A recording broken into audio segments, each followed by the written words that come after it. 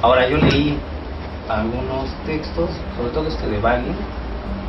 A mí en la de las relaciones de objeto eso no me gusta mucho. Y entonces ¿eh? Luego debatimos. Sí, entonces a mí eso no me entra demasiado. Entonces yo traté de diseñar un proyecto que esté como más en función de lo que yo creo y de lo que por lo que yo me la juego. Entonces, algunas distinciones entre lo que sería la terapia breve y el psicoanálisis, un análisis más ortodoxo. En primero, la duración. En la psicoterapia breve se entra como la variable de que pues, sí hay un número de sesiones claras, determinadas a tiempo. Entonces,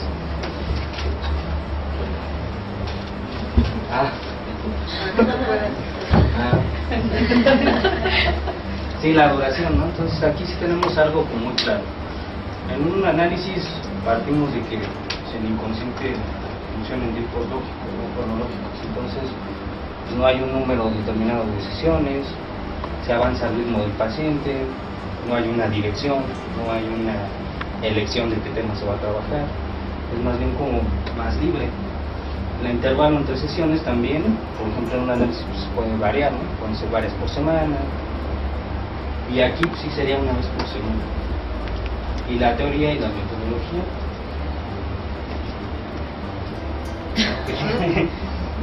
Vamos a ver que pues, la terapia breve, pues, sí, o sea, voy a retomar varios elementos que tienen que ver con el psicoanálisis, pero no se pueden aplicar como fueron diseñados, ¿no? La metodología tiene que ser forzosamente otra porque en un tiempo tan corto de sesiones no se puede trabajar como si se trabajara en inclusión. Yo lo que vi de Balin y lo que leí, a mí me pareció que no está estructurado en función de un trabajo con el inconsciente, sino un trabajo más a nivel quizá de otras cosas. Entonces yo estuve pensando y se me ocurrió intentar ver qué tan posible es a lo mejor intentar una psicoterapia breve que sí responda más a un trabajo con el inconsciente y un trabajo con los procesos inconscientes. Entonces pues, no es propiamente un dispositivo analítico, pero sí voy a retomar varios con ellos, que van a entrar con los pacientes, van a retomar varias herramientas que en conceptos teóricos psicoanalíticos más que nada lacanianos. Modifiqué, aquí por ejemplo se manejaba un modelo de terapia breve de 12 sesiones. En este proyecto yo lo modifiqué a 14, en el sentido de que va a ser la primera es una entrevista, es decir, no la cuento como sesión, y la última sesión de cierre y de integración. Entonces digamos que sí va a haber las 12 sesiones, pero 12 sesiones, más la de inicio, la entrevista inicial, más la de cierre. Entonces eso era un total de 14. Los objetivos que yo planteo es producir una transformación subjetiva de acuerdo con el foco de trabajo. ¿Esto a qué me refiero? A que se pueda producir como un posicionamiento distinto del paciente con respecto al foco que quiera trabajar a lo largo de las sesiones. No sé si, digamos que otro de los elementos en los que yo difiero es en el sentido como de si se va a adaptar mejor o no, cuestiones como más a lo mejor normalizantes. A mí eso como que no me importa mucho. Y más bien es que se produzca una transformación subjetiva, es decir, que se mueva hacia otro lugar, que se posicione distinto en su realidad. Pero sí, pues dado el número de sesiones tan corto, pues sí tiene que ser sobre un foco en específico, ¿no? Entonces sobre ese foco, que sí se logre posicionar diferente, lograr algunos cambios. Ahora hay que aclarar que estos son algunos ejes, pero no es necesario que se cumplan todos los objetivos, ¿no? Como todo modelo, pues sí se tiene que apostar a un ideal, porque si no se vuelve como bastante ambiguo el asunto, ¿no? Entonces sí que hay que partir de algunos ideales, de algunos objetivos que se buscan lograr, pero no necesariamente se van a lograr todos, porque depende mucho del foco que se elige. Entonces algunos focos pueden tener a lo mejor más relación a nivel del síntoma, otros tienen que ver a lo mejor más a nivel de que se está posicionando de forma rara con el otro, entonces no necesariamente se van a lograr todos los objetivos, aunque algunos se logren, parece que está por bien resultado. Luego, producir un movimiento en la forma en que el sujeto establece lazos sociales y en la estructuración de su demanda. Esto tiene que ver casi a nivel lingüístico, en la forma en que se hace audible al otro y en la forma en que logra hacerse audible lo que desea, lo logra hacer audible al otro, que se haga escuchar, pero realmente lo que desea, que no, digamos que bajo esta teoría lacaniana, todo demanda es demanda de amor, pero nunca decimos lo que realmente queremos, siempre andamos pidiendo otra cosa de la que normalmente queremos. Entonces, bajo esta lógica, pues otro de los ejes puede ser trabajar eso, trabajar en que el sujeto empiece como a lograr realmente un conocimiento de sí que le permita empezar a demandar lo que realmente desea y no otra cosa. Luego, producir un espacio de escucha, confianza, esto pues es lo indispensable que se pide, ¿no?, en cualquier proceso.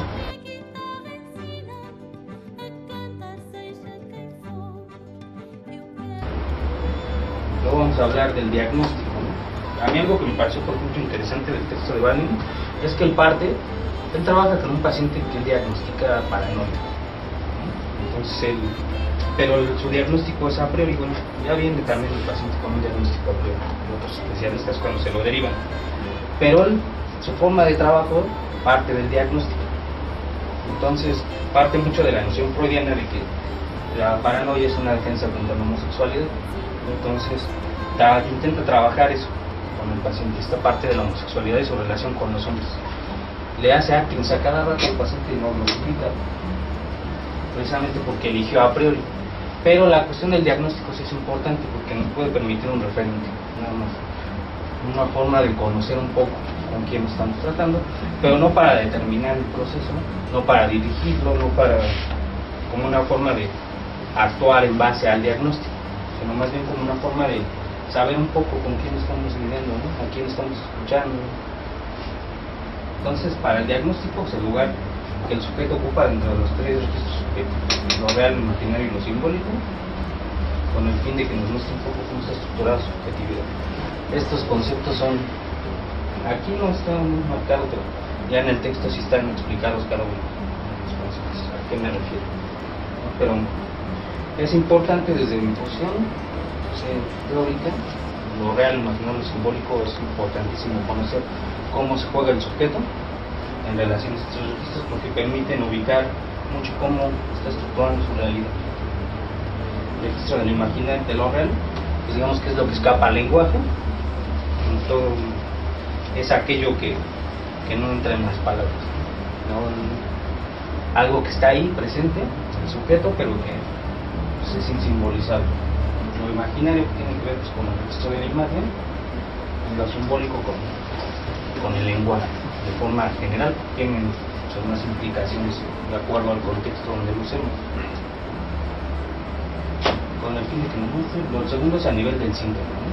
Se afecta al paciente, también se va a saber más, pues eso desde Freud, ¿no? Freud nos lo deja muy claro, que el tipo de síntomas determinan mucho para él son las estructuras psíquicas. Cada estructura psíquica tiene síntomas en específico y eso nos determina bastante qué estructura psíquica. Los mecanismos de defensa, también cada estructura psíquica pues tiene mecanismos de defensa en específico, ¿no? Y entonces nos puede hablar, sobre todo también para ubicar pues, a lo mejor con qué tipo de problemas se pueden enfrentar, ¿no? Sobre todo para ver pues, cómo se va a defender el paciente y eso sí les puede ayudar bastante, ¿no?, a la hora de trabajar con eso. Luego que son las formaciones del inconsciente predominantes que nos gustarán. ¿Qué tipo de formaciones del inconsciente? Es decir, si qué tipo de forma se produce más en él, sea sueños, sea actos fallidos, síntomas, digamos que cómo funciona su inconsciente, o sea, qué formaciones son las que producen. También depende, y sí nos habla de que hay ciertas formaciones del inconsciente que son más predominantes dependiendo de la estructura. Por ejemplo, lo de tu caso, por ejemplo, la histeria, sueños, O sea, ¿por qué? Pero lo que te hablaba era, por ejemplo, de puras imágenes, ¿no? O sea, es una formación inconsciente que es predominante, por ejemplo, en histeria, pero por ejemplo en obsesión, los sueños no son tan recurrentes, más bien es a nivel de otras cosas. Entonces, sí nos puede hablar, sí nos puede ayudar a diferenciar muy claramente la estructura psíquica a partir de las formaciones del inconsciente que cada paciente tiene.